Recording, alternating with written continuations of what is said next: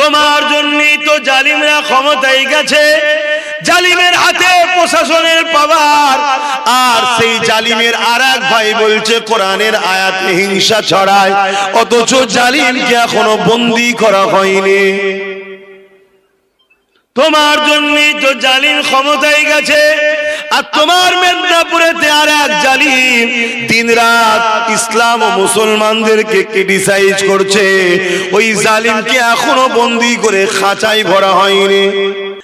এ যুবকেরা, তরুণেরা, মন দিয়ে শোনো, আজ আছি কাল নাই, আজ আছো কাল থাকবে না। বাঁচার জন্য দুনিয়া আসেনি, দুনিয়া এসেছি আল্লাহর প্রেমের পরীক্ষা দিবার জন্যে। জান লাগলে জান দিয়ে পরীক্ষা দিতে হবে, মাল লাগলে মাল দিয়ে পরীক্ষা দিতে হবে। কারণ এই জান তো আল্লাহ দিয়েছে তোমাকে আমাকে, মালও তো আল্লাহ দিয়েছে তোমাকে আমাকে। আবার সেই জান তো আল্লাহ নিয়ে নেবে, কিন্তু আল্লাহর প্রেমে যদি উৎসর্গ করতে পারো, মনে রেখে দিও তোমাকে নিয়ে গিয়ে আল্লাহ চিরশান্তির জান্নাতে রেখে দেবে। আর যদি তুমি আল্লাহর জন্য আল্লাহ দিয়া জান, আল্লাহ দিয়া মাল এবং আল্লাহ দিয়া শরীর, আল্লাহ দিয়া তাকত, আল্লাহ দিয়া হাত, আল্লাহ দিয়া পা আল্লাহর জন্য ব্যয় না করে শয়তানের দিকে যদি পরিচালনা করো, মনে রেখে দিও কিয়ামতের দিনে শয়তানদের সঙ্গে জাহান্নামে থাকতে হবে। যুগে যুগে দুটো দল ছিল, একটা রহমানের আর একটা হলো ইবলিস শয়তানের। রহমানের দলে ছিল মুসা কালিমুল্লাহ, আর ইবলিসের দলে ছিল ফেরাউন। রহমানের দলে ছিল ইব্রাহিম খলিলুল্লাহ, ইবলিসের দলে ছিল নমরুদ। রহমানের দলে ছিল ইমাম হুসাইন পাক, ইবলিসের দলে ছিল ইয়াজিদ। রহমানের দলে ছিল আমার মুজাদ্দিদ আল পেসানি, ইবলিসের দলে ছিল হতভাগা আকবর। রহমানের দলে ছিল আমার গরিবে নওয়াজ। সেই সময়ের জালিম শাসক ছিল ইবলিসের দলে।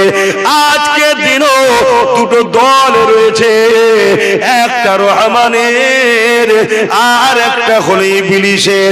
আজকের ইবলিসের দলের মাথায় আমাদের কারা কারা বসে আছে দিনের মতো সত্য সবই দেখছো। কারণ ইবলিসের দলের নেতাদের কাজ হলো স্বৈরাচারী করা, জুলুম করা, অত্যাচার করা, মানুষকে খুন করা, মানুষের অধিকারকে কেড়ে নেওয়া, ইসলামের বিরোধী করা। আজকে দিনে কারা করছো দিনের মতো দেখতে পাচ্ছ। তাদের সঙ্গে দল করে রহমানের জান্নাতে যাবার স্বপ্ন দেখনি যুবক, সময় এখনো আছে, পরিবর্তন হয়ে যাও। না হয় কিয়ামতের কঠিন দিনেতে আল্লাহ পাক বলবে জাহান্নামকে নিয়ে এসে আমার আরশের পাশে বাঁধো।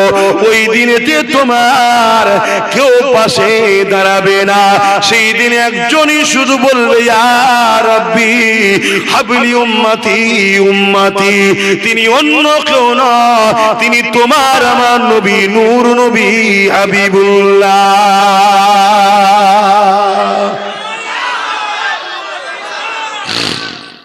সেই নবীর জন্য কি করলাম? সেদিন যে আমাদের পাশে তিনি দাঁড়াবেন, আমরা নবীর জন্য কি করলাম বল? আমরা দুনিয়ায় একে অপরের জন্য যা করেছি তার যারা পরিমাণ নবীর জন্য করেছি। হ্যাঁ বলো, আজকে যদি রাজ্য সরকারের বিরুদ্ধে কেউ একজন বলতো যে রাজ্য সরকার চোর, আর হাকিকাত কিন্তু চোর, জানেন তো নাকি? এই ভুল বলছি নাকি? সেই জায়গায় আন্দোলন রাস্তায় হয় না, হয় না? কেন বললো জবাব চাই, জবাব চাই। আবার পুলিশ এসে তাকে বন্দি করে না, করে না? যদি বলেন হুজুর আপনাকেও তো বন্দি করবে, আমি তো যেতে চাইছি। কেন? আমার নবীর সাহাবারাও জেল খেটেছে হকের পক্ষে। ইউসুফ আলাইহিস সালামের সুন্নত পালন হবে। কথা বুঝে আসছে না? ওটা তো নসিবের ব্যাপার। আমার হয়নি, নওশাদের হয়ে গেছে। কথা বুঝে আসছে না? ওর নসিবে আল্লাহ অত বড় নিয়ামতটা দিয়েছে, আমাকে এখনো দেয়নি। আপনারা তো ভয় খান সব, বুকার মতো কষ্ট। আরে আমরা তো জেলখানাতেই আছি। আর দুনিয়া উসুজরুল মুমিনিন, মুমিনদের জন্য দুনিয়াটা জেলখানা। আর জেলে আছে, বড় জেলে আছি, নিয়ে হয়তো ছোট জেলে দেবে, এই তো ব্যাপার। একটু নাই পিটবে, মারবে, এই তো ব্যাপার। নাই মেরেই ফেলবে, কি হয়েছেটা কি ঘোড়ার ডিম, সেই তো মরবো। কিন্তু আল্লাহর জন্য মরবো, হকের জন্য মরবো, হক কথা বলার জন্য মরবো। এই মরণটা তো নসিবের ব্যাপার। কেন আমার যুবকরা বুঝুনি? তোমাদের আশপাশে কত জন ছেলে হাই রোডে অ্যাক্সিডেন্ট করে মরছে না, ফটাস করে সে মারলো পিছন দিয়ে, পুরো ছেঁচড়ে গেল একদম, চোখে তারা বাড়া মগজ টগজ বেরিয়ে লাড়ি ঘুড়ি বেরিয়ে ছিঁচড়ে চলে গেল, না ধোয়াতে পারছে না গোসল দিতে পারছে, ওইভাবে নিয়ে যে পুঁতে দিল। যা এ হচ্ছে না, তাহলে মরণ কার কপালে লিখা আছে কোনো ঠিক আছে? তুমি কি ভাবছো তোমার দাদু মরার পরে তুমি মরবে, এটা মনে করছো নাকি? অনেকের দাদু মরবে, সে নিজেও পুরো বলছে আমি আল্লাহ কবে যাব, সে যায়নি, নাতি পুতা চলে যাচ্ছে, ঠিক না বেটি? মওতের কোনো বয়স নেই। তোমাকে দুনিয়ায় পাঠিয়েছে, জুলুম করলে হবে না, জালিমের সাথ দিলে হবে না, নাই করো না এর সাথ দাও, এই দুটো তো কাজ, এটা করতে হবে না? তা না করে আমরা ইসলামের দুশ্মন হয়ে গেলাম, ইসলামের ক্ষতি করছি। আজকে কেউ আন্দোলন করে নেবেছ, কেউ জিজ্ঞাসা করেছ যে রাজ্য সরকার তোমার রাজ্যে কোরআনের বিরুদ্ধে একজন বলল, এক তো সংবিধানের 25 নম্বর ধারার বিরুদ্ধে কথা হচ্ছে, সে কোরআনের বিরুদ্ধেও যেমন বলেছে, সংবিধানের বিরুদ্ধেও বলেছে, আপনি তাকে অ্যারেস্ট করলেন না কেন? ভালোবেসেই জিজ্ঞেস করেছো তো? আমাদের যত মুসলিম এমএলএ এমপি প্রধান আছে তারা কি কেস করছে না জিজ্ঞেস করেছে? তাহলে কোন মুসলমান গুলোকে মুসলমান মনে করে?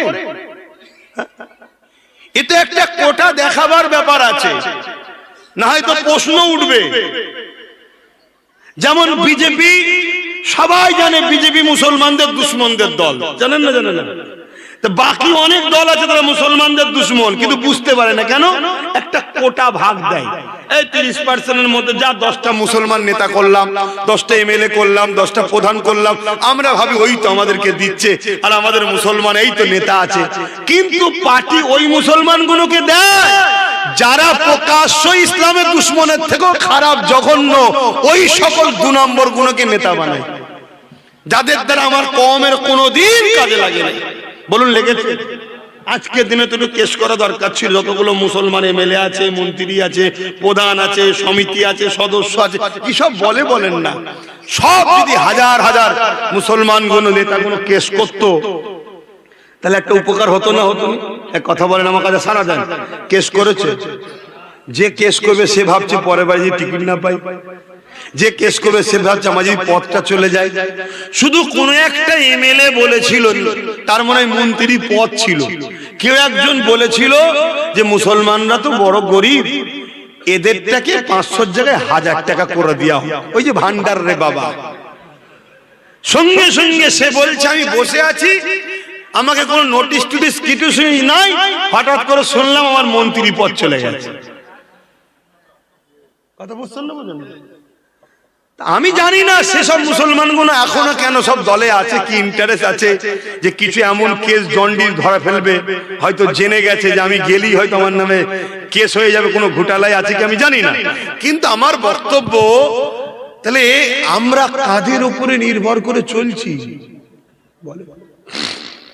তার কিছুদিন আগে আরেকজন বলল কি যে ইসলামে নাকি রেপ করা ভালো। কি গো আব্বা, রেপ করা ভালো ইসলামে? বলবেন তো? এইসব যাবার সময় হয়ে গেল, মুরব্বী বাপগুলো এখন শুনছেন ইসলামে নাকি রেপ করা ভালো। এটা কি আপনাদের গালে চুনকালি মাখানো নয়? আমাদের গালে চুনকালি মাখানো নয়? হ্যাঁ, আমাদের ধর্মের নামে মিথ্যাচার নয়? ইসলামে রেপ করা ভালো কি? অথচ ইসলাম রেপিস্টদের যে শাস্তি দিয়েছে, কোন মায়ের বেটা থাকে তো বলো না এই শাস্তি কেউ দিতে পেরেছে কি? বলো। ইসলাম তো রেপিস্টদের বললাম তো গলা পর্যন্ত পুঁতে মেরে ফেলার কথা বলেছে, আর যারা বলছে তাদের দলে ভরি ভরি লোক রেপিস্ট নেতা আছে, শুনছেন না? শোনেন? আর আমার রাজ্য সরকার রেপিস্টদেরকে বাঁচাবার জন্য কোটি কোটি টাকা খরচ করছে, জানেন আপনারা? ওই যে তিলোত্তমা বোনটা ইনসাফ পেয়েছে, কেন পাইনি? রাজ্য সরকার যারা রেপ করেছে তাদেরকে বাঁচাবার জন্য কোটি কোটি টাকা খরচ করে সুপ্রিম কোর্টে কেস চালাচ্ছে। তাহলে বলুন, আমার ধর্মের নামে এত বড় মিথ্যাচার করা হলো, যারা এই কথা বলল তাদেরকে অ্যারেস্ট করা হয়েছে, তাদের বিরুদ্ধে কোন মুসলিম এমএলএ এমপি নেতা প্রধান কেস করেছে? আমি অমুসলিমের কথা বাদ দিলাম, মুসলমানগুলোর কথা বলেন করেছে। তাহলে আমাদের কি আছে? তাহলে কাল যখন আমাদেরকে হত্যা করা হবে, মারা হবে, মনে হয় আমাদের মুসলিম এমএলএ টেমএলএ গুলো আমাদের পাশে দাঁড়াবে? যে কোরআনের পাশে দাঁড়ায় না সে তোমার পাশে দাঁড়াবে? এরা সময়ের অপেক্ষা, এই ইসলাম থেকে এরা অলরেডি বেরিয়ে গেছে, কিন্তু মুসলমান সেজে আছে তোমার আমারটা কন্ট্রোল করার জন্য। যদি ও না থাকে তাহলে অন্য কোনো ভালো মুসলমান যদি নেতা হয়ে যায় অসুবিধা আছে না? নাই।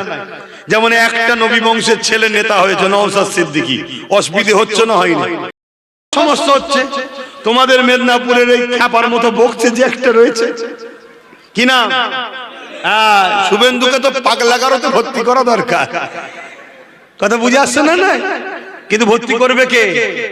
কেন যে ক্ষমতা আছে সে শুভেন্দুর দিদি হয়, তাই ডেকে লিজে চা খাওয়ায়, ভাই বোনের ব্যাপার। যদি আমরা থাকতাম ধরে লিজে ভোরে পাগলা কারোতে দিয়ে ভালো তাদের ট্রিটমেন্ট করাতাম, যে হঠাৎ করে কোনো ইফতারে তরমুজের রিয়াকশন হয়েছে গেছে কি দেখ, কারণ তরমুজ খেয়েছে না খাইনি, তো হঠাৎ করে ভুল বকছিস কেন রে? এত ইফতার করলি আমাদের সাথে, কি ব্যাপার?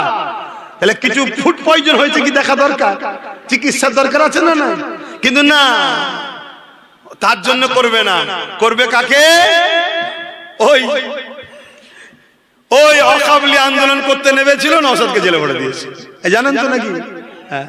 কিন্তু এরপরেও তো আমার কম বুঝছে না। ভাবো ভাবো, দুনিয়াদারির মধ্যেই তোমাকে আখেরাত খুঁজতে হবে। দুনিয়াদারি ছেড়ে আখেরাত নয়। তোমার সমাজনীতি, অর্থনীতি, পরিবার নীতি, রাজনীতি, রাষ্ট্রনীতি, এর মধ্যেই জান্নাত আছে। তুমি কি ভাবছো নাকি পরিবার নীতি ওটা দুনিয়ার ব্যাপার? না, ওর মধ্যেই জান্নাত। স্ত্রীকে ভালোবাসলে স্ত্রী যদি তোমার উপরে খুশি হয়ে বলে যে আমার স্বামী খুব ভালো, আল্লাহ রসুল বলছে এই পুরুষটা হলো শ্রেষ্ঠ পুরুষ। জোরে বলুন সুবহানাল্লাহ। সন্তানদেরকে পিয়ার করবে, ভালোবাসবে, কষ্ট করে মেহনত থেকে হালাল খাওয়াবে, এটাও তো জান্নাত যাবার রাস্তা। জোরে বলুন সুবহানাল্লাহ। তাহলে দুনিয়াদারির মধ্যেই জান্নাত আছে না? নাই। আমি বুঝতে পারছি তো নাকি? ব্যবসা, ব্যবসা 2 নম্বরই ব্যবসা না করে হালাল সম্পদের, হালাল জিনিসের হালাল ব্যবসা করবে, এটাই তো জান্নাতের রাস্তা। জোরে বলুন সুবহানাল্লাহ। হ্যাঁ, তুমি নেতা হয়েছো, ইনসাফ পরায়ণ হলে, গরিবের হক দিলে, এতিমের হক দিলে, মানুষের হক দিলে, সবাইকে সমান নজরে দেখলে এবং জুলুমকে বন্ধ করলে, তুমি তো কিয়ামতের দিন আরশের ছায়া পাবে। জোরে বলুন সুবহানাল্লাহ। তাহলে দুনিয়াদারির মধ্যে আখিরাত আছে না? না, কিন্তু বুঝছে কই? এই কথা যখন আমরা হুজুর বলি, সবাই তো বলে না, যা একটা দুটো 10টা 20টা হুজুর বলে, আবার আমার কমই বলে। বলতে যাবে এইসব রাজনীতি ব্যাপার, আমাদের ব্যাপার। আরে রাজনীতি কোন চোর, গুন্ডা, চরিত্রহীন, ধোঁকাবাজ, বাটপারদের কাজ নয়। রাজনীতি হলো ভদ্র, সভ্য, ন্যায়, এডুকেশন পার্সন, ভালো মানুষদের কাজ। বলুন সুবহানাল্লাহ। রাজনীতি খারাপ, রাষ্ট্র রাষ্ট্রবাসীকে সেবা করা কত ভালো কাজ তো। কিন্তু দুঃখের বিষয় এখন চলে গেছে দুর্নীতিবাজ, চোর, বাটপার, খুনি। এ বিষয়ে রাসূলুল্লাহর হাদিস আছে না? নাই। আল্লাহ নবী বলেছে আখিরি জামানা সব জায়গায় পদে নেতৃত্ব দেবে সমাজের বদমাইশ, সমাজের বদমাইশ, লুটেরা, লম্পট, বিহায়া, শোষণকারী, এরা সমাজের মাতব্বর হয়ে যাবে, মাথায় উঠে যাবে। হচ্ছে না? হয় না? কিন্তু আমরাই তো সেই রসুলের হাদিসের, যাদেরকে রসুলের হাদিস নিষেধ করে যাদের সাথে সাথ দিতে, আমরাও তো তাদের সাথ দিয়ে ফেলছি। আমরা কোরআনকে কি ধরে আছি? আমরা রসুলের সুন্নাহ কি ধরেছি, হাদিস ধরেছি, না আহলে রসুলদের সাথে আছি? ভাবে আমরা কোথায় চলে। এই জন্যই তো আজকে আমরা বেইজ্জতি হচ্ছি, লাঞ্ছিত হচ্ছি।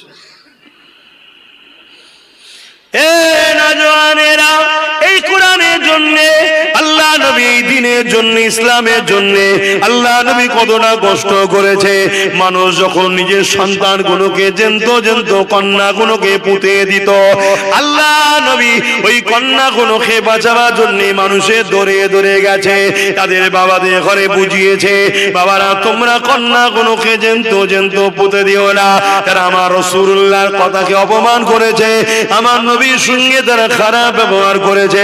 আল্লাহ নবী, নূর নবী, দয়া নবী বাজার বাজারে নারীদেরকে কিনা বেচা হতো, সেইখানে গিয়ে রাসূলুল্লাহ বুঝিয়েছে বাবারা নারীদেরকে মায়ের জাত, তাদেরকে কিনা বেচা করার জিনিস নয়, তাদেরকে সম্মান করার জিনিস, তাদেরকে আদর করা পেয়ার করার জিনিস, তাদের উপরে জুলুম করো না বাবারা। তারা আমার রাসূলুল্লাহর সঙ্গে দুর্ব্যবহার করেছে, খারাপ ব্যবহার করেছে। এই যুবকেরা, তরুণীরা, বাপেরা, আল্লাহ নবী দুনিয়ার মানুষকে বুঝিয়েছে তোমরা নারীদেরকে এত অবহেলা করছো। আমি রাসূলুল্লাহ জানিয়ে দিলাম, কারণ ঘরে যদি প্রথম কন্যা সন্তান হয়, এর মানে ওই নারীর বাবাকে, নারীর আব্বাকে মহান স্রষ্টা কন্যা সন্তান দিয়ে জান্নাতের পয়গম পাঠিয়ে দিয়েছে। আল্লাহ নবী জানিয়েছে এ দুনিয়ার মানুষেরা নারী অবজ্ঞা করার জিনিস নয়, নারীকে ব্যবহার করার জিনিস নয়, নারী মজা করার জিনিস নয়, নারী ভোগের জিনিস নয়, নারী খেলা করার জিনিস নয়। নারী হলো এক একটা নারী, এক একটা জান্নাত। কিছুদিন আগে আমার ভারতবর্ষে দেখছিলাম মিডিয়াতে এক বাবা বলছে নারী তো মজা করার জিনিস, ভোগের জিনিস। তাহলে এই বাবা কোরআনের পক্ষে বলবে মনে হয়? এ বাবা রাসূলুল্লাহর পক্ষে বলবে মনে হয়? কেন রাসূলুল্লাহর সাথে এ বাবার সঙ্গে টক্কর আছে না নাই? কেন রাসূল বলছে নারী হলো মায়ের জাত, আল জান্নাতু তাহাতা আকদামুল উম্মাহাত, মায়ের পায়ের তলাতেই প্রত্যেকটা পুরুষের জান্নাত নারীর পায়ের তলায়। জোরে বলুন, আরো জোরে বলুন। সেই নারীটা হলো ওই পুরুষের মা, নারীর জাত। আরে বাবা বলছে মজা করার জিনিস। তাহলে এই বাবারা কোরআনের বিরুদ্ধে লাগবে? এরা কোরআনকে ব্যান করতে চায়, এরা কোরআন মুক্ত ভারত চায়, এরা ইসলাম মুক্ত ভারত চায়। আর তোমরা তো কি করছো? তোমরা এদের সাথেই তো তাল দিচ্ছ 500,000-এ। কথা বুঝছেন না, বোঝেন না? যে জায়গায় ডাইরেক্ট হিট করার, ডাইরেক্ট হিট করছে, যেখানে ডাইরেক্ট হিট করার নয়, ওই ঘুমটা দিয়ে মমতার মতো আসছে, যখন কাজ মিটে যাচ্ছে মুখ তুলছে, তখন দেখ চোরের সর্বনিত আর এক শয়তান। আজকে মুখ তুলেছে না তোলেনি? বলেছে না বলেনি কোরআন শেষ হয়ে যাবে, ওর উন্নতি শেষ হবে না? তাহলে এরা কোরআনের পক্ষে? এ কথা মাথায় ঢুকছে না? ঢুকছে না? অসুবিধা হচ্ছে না? এই কথা বলছি বলে অসুবিধা হচ্ছে? থুক করি বলবো? থুক করি বলবো? আমি একটা কথা, কেউ দাঁড়িয়ে বলুন তুমি ইসলামের বিরুদ্ধে বলেছি? যদি বলে এই তো মমতার কথাটা বলছিল, ওটা ইসলামে আছে কোথায়? তাহলে তো এই জিদের কথাও বলা যাবে না, ফেরাউনের কথাও বলা যাবে না। সেদিন ফেরাউন ছিল, আজ কি রাজ? সেদিন নমরুদ ছিল, আজ কি রাজ? সেদিন এজিদ ছিল, আজ কি রাজ? এক কোয়ালিটি না আলাদা কোয়ালিটি? ইতিহাসটা কেন পড়ানো হয়েছে বলবেন তো? ইতিহাসটা পড়ানো হয়েছে নতুন এরকম আসবে ধারাবাহিক ভাবে। আহলে কি বলেন, নবীর ওয়ারিসরাও আসবে, আল উলামা ওয়া রাশিদুল আম্বিয়া আসবে, নায়ের পক্ষে আসবে, শয়তানের পক্ষেও আসবে। এই কথা বুঝছেন না, বুঝেন না? এবারে এই কথাটা কোন ধর্মের বিরুদ্ধে হচ্ছে না তো? জোরে বলে, কি ধর্মের বিরুদ্ধে হতো তাহলে রবীন্দ্রনাথ ঠাকুরকে পছন্দ করি কেন আমরা? ধর্মের বিরুদ্ধে তো হতো তাহলে নেতাজি সুভাষচন্দ্র বসুর কথা বলি কেন? ধর্মের যদি বিরুদ্ধে হতো তাহলে মহাত্মা গান্ধীকে ভালোবাসি কেন? ভালো সে যে কোনো ধর্মের হলে তাকে ভালো বলতে হবে। কোন ধর্ম হিংসা শিখাই নে, কোন ধর্ম রেপের পক্ষে নয়, কিন্তু ধর্মের সাহারা নিয়ে বাবা যদি রেপিস হয় তাহলে বাবাকে ধরা দরকার আছে না নাই? প্রশ্ন তো এই জায়গায়।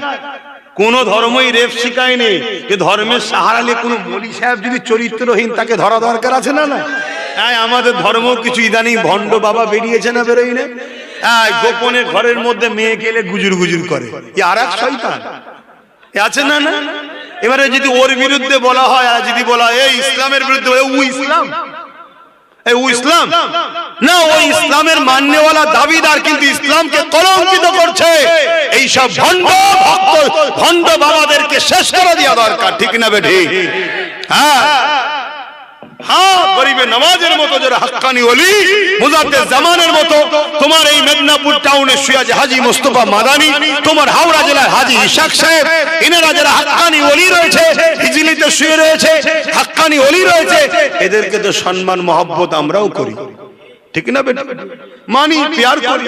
আর অন্য ধর্মেরও কেউ ভালো লোক হলে তাকে ভালোবাসি, সম্মান করি। কে বলেছে ভালোকে ভালো বলতে? ঠিক না বেটি? আপনারা কি বলছেন? ভালোকে ভালো বলতে? হ্যাঁ।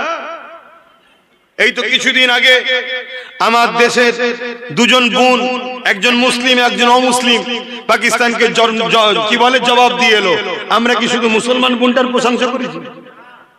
আমরা তো বলছি অমুসলিম বোনটাকেও সম্মান করছি, ঠিক নাকি? হ্যাঁ, ভালোকে ভালো বলতে হবে। খুব মাথায় রাখবেন কথা, খুব বুঝবেন। আর এখন তো এআই এর সময়, বুঝে বুঝে কথা বিশ্বাস করবে না, কথা কাটিং করে করে অনেক কিছু ষড়যন্ত্রও চলছে, সেগুলোও দেখবেন। আহা, কত কষ্ট করেছে আমার নবী। আল্লাহ নবী বললেন একটা একটা নারী একটা একটা জান্নাত। জোরে বলুন সুবহানাল্লাহ। আল্লাহ নবী আরো বলে, কারো ঘরে যদি দুটো কন্যা হয়, শুনছেন বাপেরা? কারো আছে কি? যদি থাকেন মেসেজটা শোনেন। আল্লাহ নবী বলছেন কারো ঘরে যদি দুটো কন্যা হয়, ওই বাবা যদি আব্বা যদি দুটো কন্যাকে বাপের ময়া মমতা, বাপের স্নেহ ভালোবাসা দিয়ে ওই বাচ্চাকে লালন পালন করে বড় করে বিয়ে দিয়ে দেয়, আমি রাসূলুল্লাহ বাপকে শাফাত করে জান্নাতে নিয়ে যাব। জোরে বলুন সুবহানাল্লাহ। পৃথিবীতে কেউ আছে এই কথা বলেছে যে দুই কন্যা থাকলে তার বাপকে শাফাত জান্নাতে নিয়ে যাব বা ভালো জায়গায় নিয়ে যাব? কেউ বলেছে? ইসলামের মোকাবেলায় কে আছে নারীদের বিষয়ে আসবে? কোন বিষয়ে আসবে? কে আছে? কিন্তু শুধুমাত্র আমাদের যুব সমাজের দোষে আজকে এই হক ধর্মকে, সত্য ধর্মকে একদল চরিত্রহীন সন্ত্রাসরা গালিগালাজ করে যাচ্ছে। প্রকাশ্য কলকাতার বুকে মিটিং হচ্ছে। কিসের মিটিং? মিডিয়া প্রশ্ন করছে কিসের জন্য? বলছে আমরা ইসলাম মুক্ত ভারত চাই, ইসলাম মুক্ত বাংলা চাই। কই মমতাটাকে পুলিশ তাকে তুলেছে? জোরে বলে। আর আমি তার বিরুদ্ধে বলবো, আমি হয়ে যাব দোষী। কোথায় যাচ্ছে সমাজ? কেন?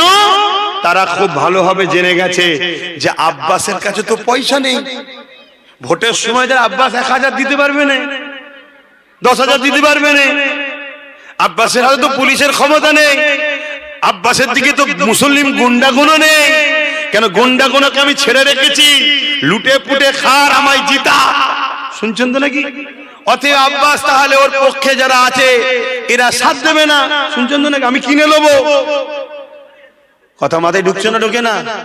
কিন্তু আমরা যদি সংগঠিত হই, ঐক্যবদ্ধ হই, আমরা যদি একতা হই, তাহলে আমরা তরকারিতে তেজপাতা না হয়ে নুন তো কমসে কম হতে পারবো।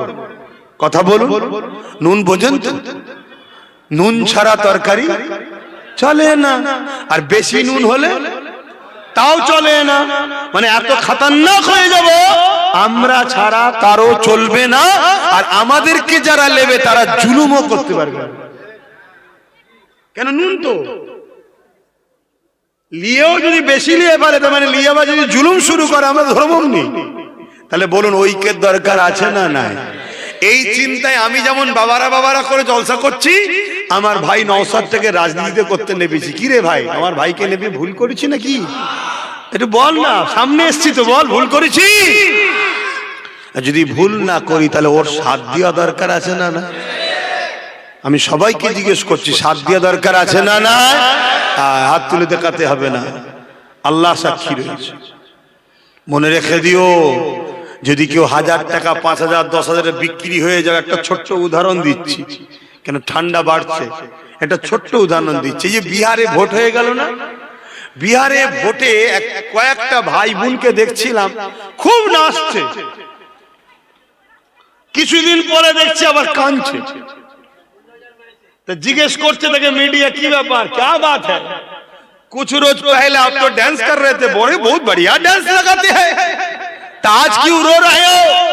बोलते अरे यार 10,000 रुपया दिए थे, मिथिल में गए, डांस भी लगाए, जाके भाजपा को वोट भी दे दिए, अभी वो लोग जीत के हमारा ही घर तोड़ रहे, बुलडोजर लगा रहे। 10,000 টাকা দিয়েছে, ভোট দিয়েছে, জিতে গিয়ে এখন ওদেরই ঘর ভেঙেছে। যা 10,000-এর জায়গায় 1 লাখ টাকার জায়গা ঘর বাড়ি ভেঙে তুলে যাবে। শুনছেন তো? তোমাদের তো মাথায় রাখা দরকার, আমাদের ওয়াকফ মসজিদ, মাদ্রাসা, কবরস্থান, ঈদগাহ, খানকার যারা দুশমন, তারা আমাদের কি বন্ধু হতে পারে? জোরে বলে আওয়াজ দিয়ে বন্ধু হতে পারে? তাহলে আমার মসজিদকে যে ভাঙছে, আমার কবরস্থান, ঈদগাহ, খানকাকে যে ভাঙছে, তারা আমাদের বন্ধু হতে পারে না। তাকে যদি আমরা বন্ধু হিসাবে মনে করে নিই, তাহলে মনে রাখবেন ওই সাপকে দুধ কলা খাইয়ে পুষার পরে যা হয় সেটা হবে। আজকে আমি জানতে চাইছি, কেন্দ্র সরকার রাজ ক্ষমতার জোরে, কোন ক্ষমতার জোরে? রাজ ক্ষমতার জোরে 2025 ওয়াকফ কালা কানুন তৈরি করে আমার কবরস্থান, আমার মসজিদ, আমার মাদ্রাসা, আমার ঈদগাহ, আমার খানকাকে মিটাবার চেষ্টা করছে না, হ্যাঁ কি না? জোরে বলুন, এটা ঠিক করছে না অন্যায় করছে? রাজ্য সরকার সেই কেন্দ্র সরকারের মসজিদ, মাদ্রাসা, কবরস্থান, ঈদগাহ কালা কানুনকে মেনে নিয়েছে না লাইনে? ঠিক করছে না অন্যায় করেছে? এবারে শুনুন রাসূলুল্লাহর একটা হাদিস, মুসলমান যদি হও সব জায়গায় পাকামু করো, ইমানের জায়গায় পাকামু করতে যেও না। পাপ থাকলে মারধর খেয়ে হলো একদিন নাজাত আছে, আর বেঈমান যে হবে সে জাহান্নামে ঢুকবে আর বেরোবে না। মুসলিম শরীফের হাদিস, আল্লাহ রাসূল বলছেন অন্যায় দেখলে হাত দিয়ে রুখে দাও। কেন্দ্র সরকারের আইনটা ন্যায় না অন্যায়? রাজ্য সরকার তাকে সাপোর্ট করেছে, একই আইন, এটা রাজ্য সরকার নাই করছে না অন্যায়? রাসূল বলছে হাত দিয়ে রুখে দাও। যদি হাত দিয়ে রুখতে না পারো, মুখ দিয়ে প্রতিবাদ করো। যদি মুখ দিয়ে প্রতিবাদ করতে না পারো, অন্তর থেকে ঘৃণা করে সরে যাও। এই তিনটে বৈশিষ্ট্য নমুনা যার আছে তার মধ্যে ঈমান আছে। অর্থাৎ মসজিদ, মাদ্রাসা, কবরস্থান, ঈদগাহ, খানকাকে কেন্দ্র ও রাজ্য সরকার মিটাতে চাইছে।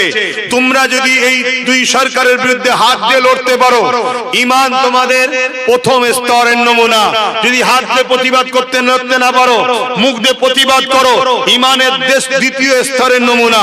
কেউ মুখ দিয়ে প্রতিবাদ করতে পারলো না, হাত দিয়েও করতে পারলো না, কিন্তু এই দুই সরকারকে অন্তর দিয়ে ঘৃণা করে, এদেরকে সাপোর্ট না করে, এদের থেকে দূরে সরে গিয়ে এদেরকে ডিভোর্স দিয়ে দিল, মনে রাখবেন তারও ঈমান আছে, কিন্তু ঈমানটা হলো দুর্বল ঈমানের নমুনা। কিন্তু তা না করে কোন মুসলমান যদি এদেরকে ভোট দেয়, তাদের ঈমান আছে? এই কথাটা জানানো দরকার আছে না? না, তাই আজকে জানিয়ে দিয়ে যাচ্ছি, চিন্তা ভাবনা করে কাজ করো, একটু বুঝে বুঝে কাজ করো। তুমি মনে করছো আমি 10,000 পেয়ে গেছি, 5,000 পেয়ে গেছি, নেতার সঙ্গে খাতির আছে, আমাকে হয়তো তাড়াবে না। আরে তোকে নেতা না তাড়া, তোকে আমার আল্লাহ যদি ডেকে নিয়ে যে প্রশ্ন করে, জিজ্ঞেস করে, হারা আমার মসজিদকে যে মিটাচ্ছিল তাকে ভোট দিয়ে শক্তিশালী করলি কেন? বলুন, আমার রাজ্য সরকার দুর্গাপুরে মাদ্রাসা ভেঙেছে না ভাঙেনি? বলুন, আমার রাজ্য সরকার বলেছে না বলেনি যে কুকুরের বাচ্চাকে মিড ডে মিল দেবো তো মাদ্রাসার বাচ্চাদের দেবো না? বলেছে না বলেনি? বলুন, গত পরশুদিন আমার মাদ্রাসার শিক্ষক শিক্ষিকা ছাত্ররা যখন আন্দোলন করতে নেমেছে, রাজ্য সরকার পুলিশ দিয়ে আমার পুনেদের পেটে লাথি মেরেছে। তাহলে এই মাদ্রাসা দুশ্মন গাদ্দার সরকারদের ঘরে মুসলমান ভোট দিয়ে তুমি জিতিয়ে মাদ্রাসা ভাঙাবে, মাদ্রাসাকে মিটাবে, মাদ্রাসার মিড ডে মিলকে শেষ করবে, মাদ্রাসার শিক্ষককে বন্ধ করে দেবে। তুমি মনে করো আল্লাহ তোমায় ছেড়ে দেবে? এই লড়াই তো যারা করার ঠিক করবে, যারা লড়াই করে তারা করবে। 5 জন থাকার 5 কোটি থাক, লড়াইয়ের মন মানসিকতা যাদের আছে তারা 5 জন দেখে না, 5 কোটি দেখে না। কেন? আমরা বিজয় আল্লাহর কাছে আশা রাখি, কোনো মানুষের কাছে নয়।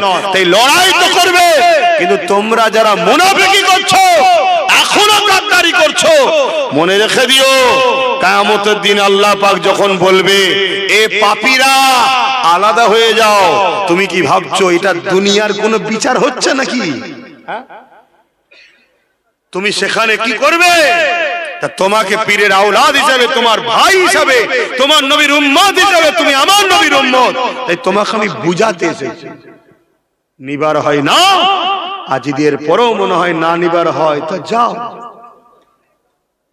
কিন্তু মনে রেখে দিও, মিশকাত শরীফের হাদিস, আল্লাহ রসুল বলছেন কেউ জালিম জানার পরও তাকে যদি কেউ শক্তিশালী করার জন্য সাপোর্ট করে, সেই ইসলাম থেকে বেরিয়ে যাবে সেই মুসলমানটা। যে মুসলমান ইসলাম থেকে বেরিয়ে যায় তার ঈমান আছে? জোরে বলেন।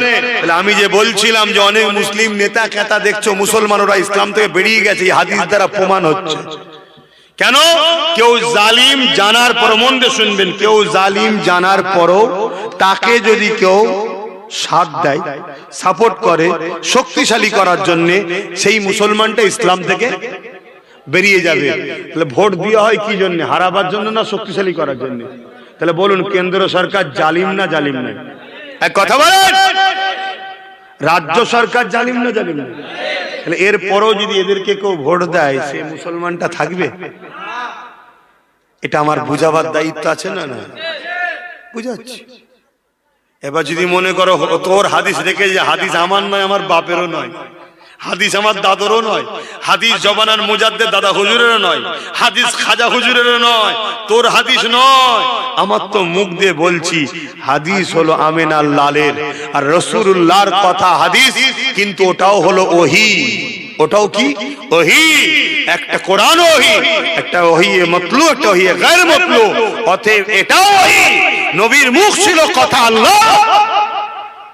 মাথায় রেখে দিও কথাগুলো, কথাগুলো মাথায় রেখে দিও। আজ এরা উঠে পড়ে লেগেছে, এদের হাতে রাজ ক্ষমতা আছে, এরা ধর্মকে মিটাতে নেমেছে, আমার দিনের উপর আঘাত দিচ্ছে। তুই আমাদের চাকরি কাটলি, আমাদের শিক্ষা কাটলি, আমাদের স্কুল কাটলি, আমাদের সব অধিকার কাটলি, আমাদের পজিশন কাটলি, আমাদের ছেলেদেরকে গ্যাজার কেস দিয়ে জেলে ভরে দিলি, সব জায়গায় আমরা চুপ করে খামোশ হয়ে আছি। আজকে ক্ষমতার জোরে মসজিদ মাদ্রাসা মিটিয়ে দিবি, মেনে নেওয়া যাবে?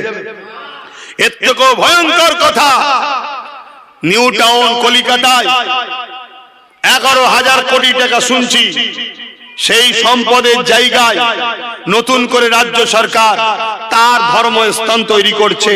তার ধর্মস্থান করবে, তাই আমি কোনো বিরোধী পক্ষে বিপক্ষের কথাই বলতে যাচ্ছি না, কিন্তু সরকারের কাজ নয় জনগণের ট্যাক্সের টাকাতে তৈরি করা। তার ঘাটের পয়সা করলে করতে পারে, সেটা তার ধর্মের পছন্দ, তার ব্যাপার। উপরন্তু জনগণের টাকায় মুসলমানের টাকা আছে, অমুসলিমেরও টাকা আছে, সেই টাকাতে সেখানে তার ধর্মস্থান করছে জোর করে।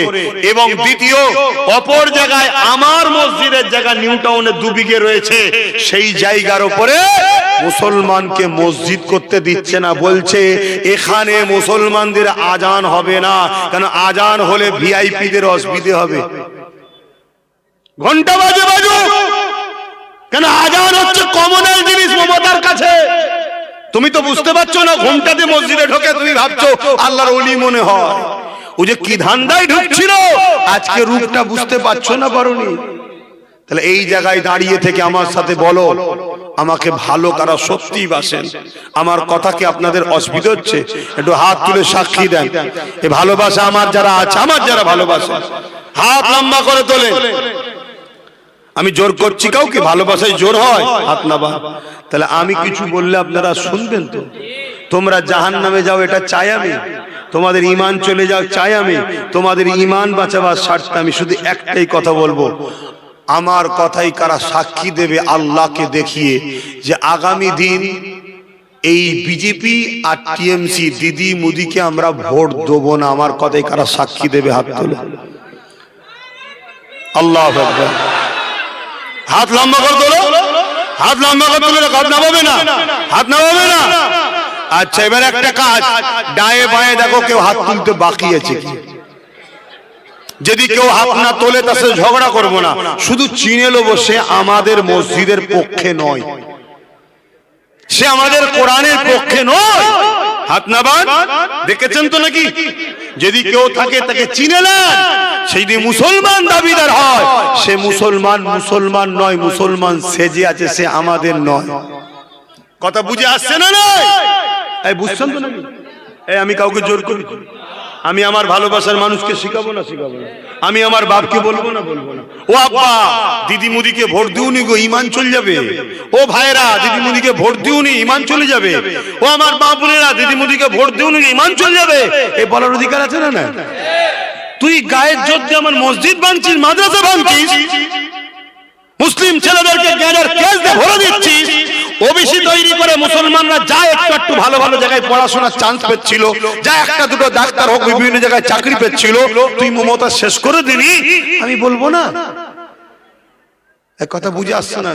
কিন্তু এই জায়গায় কোন মুসলমান যদি এর পরও এদেরকে হাত সাথ দেয় কোরআন আর রাসূলুল্লাহর হাদিস অনুযায়ী, আমি তাকে বেঈমান মনে করি। কথা মাথায় ঢুকছে না? ঢুকে না? সে মুসলমান মুসলমান নাই। এই হলো কথা, আপনাদের কাছে এসে একটু বললাম। আরো অসুবিধা হলো? আমার ভালোবাসার লোকেদের তো অসুবিধা হওয়া উচিত নয়, কি ভুল বললাম? এই আপনাদের পাশে হাওড়া জেলায় একটা এমএলএ আছে, নাম নির্মল মাঝি। ও বলছে মমতা নাকি আমাদের আল্লাহ। এই হাসছো কেন? তোদের মুখ দিয়ে হাসি বেরোচ্ছে, বিহায়া নির্লজ্জা। এটা কত বড় অপমান নয় আমার ইসলামকে নিয়ে, আমার আল্লাহকে নিয়ে? এতগুলো মুসলমান, 4.5 কোটি মুসলমান থাকার পর আমাদের ভোটে যে যেতে তাকে নিয়ে বলে আমাদের আল্লাহ, আল্লাহকে নিয়ে তুলনা করা হচ্ছে। এরপরও এই বিহায়ারা যদি ভোট পাই যেতে, আমাদের মরে যাওয়া দরকার আছে না নাই? সিরিয়াস হও, আমার পেটের জ্বালায় জলসা করতে এসেছি নাকি আমি? তোমাদেরকে বাঁচাবার চেষ্টায় আগেও কথা বলেছি, আজও বলছি। কথা বুঝে আসছে না নাই? সেই জায়গায় তোমার ওয়াকাফের হয়ে যে লড়ে, তার সাথ দিয়া তোমাদের ইমানের দায়িত্ব আছে না নাই? আজকে ওয়াকাফের হয়ে সুপ্রিম কোর্টে ওয়াকাফকে বাঁচাবার জন্য কেস চালাচ্ছে এক রাজনীতির নেতা, নাম কি? জোরে বলো। তাহলে তার সাথ দেওয়া দরকার আছে না নাই? তার হাত যদি আরো শক্তি হয়, তার যদি আরো গোটা 30-40 লোক বাড়ে, আমাদের হয়ে লড়াই বেশি করবে না? করবে না? তাহলে আমার কথা শুনে কারা তার সাথ দিতে রাজি আছে একটু হাত তুলে দেখাও। কথা ঠিক থাকবে তো? হাত নামাও। এরপরও তোমাদেরকে বলে গেলাম, যদি বিক্রি হও মনে রেখে দিও, 500 দেবে, 1000 তুলে নেবে, ব্যাস কথা শেষ। কি রে তোদের অসুবিধা হচ্ছে? আর কোথায় চালাবো, সময় হয়ে গেছে। যাক, নামাজ পড়তে হবে, এসেছিলাম, আসেন একটু সালাত ও সালাম পড়বো। ইয়া নবী